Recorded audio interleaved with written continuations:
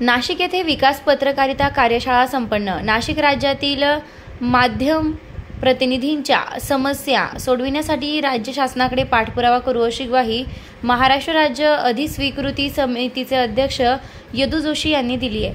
नाशिक विभागीय अधिस्वीकृती समिती, जिल्हा माहिती कार्यालय व HPTRYK महाविद्यालय यांच्या संयुक्त विद्यमाने कुसुमाग्रज सभागृहात विकास पत्रकारिता कार्यशाळा घेण्यात आली।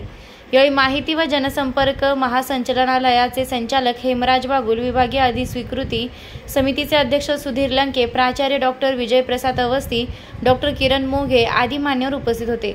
जोशी म्हणाले, पत्रकार समाजाचे प्रश्न मांडतात, त्यात मात्र त्यांनाही अनेक समस्या आहेत। त्यांचे निराकरण करण्यासाठी मी वैयक्तिकरित्या प्रयत्नशील राहीन। नाशिकमध्ये पत्रकारांसाठी गृह योजनेचा प्रस्ताव आहे, त्याला गती देण्यासाठी शासनाकडे पाठपुरावा करू। तसेच मंत्रालयीन वार्ताहर संघाच्या धर्तीवर नाशिकमधील पत्रकारांसाठी विमा योजनेसाठीही प्रयत्न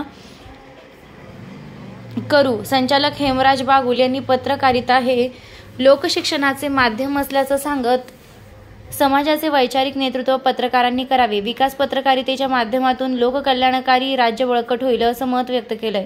उपसंचालक डॉक्टर मोघे यांनी पत्रकार कल्याण निधी व विकास पत्रकारिता पुरस्कार यांसारख्या योजनांचा लाभ घेण्याचं आवाहन केलंय। सुधीर लंके यांनी अधिस्वीकृती पत्रिकेचं महत्त्व सांगितलंय। या कार्यशाळेत मान्यवरांचे मनोगत, प्रास्ताविक व आभार प्रदर्शन झालंय। मोठ्या संख्येनं पत्रकार व विद्यार्थी उपस्थित होते।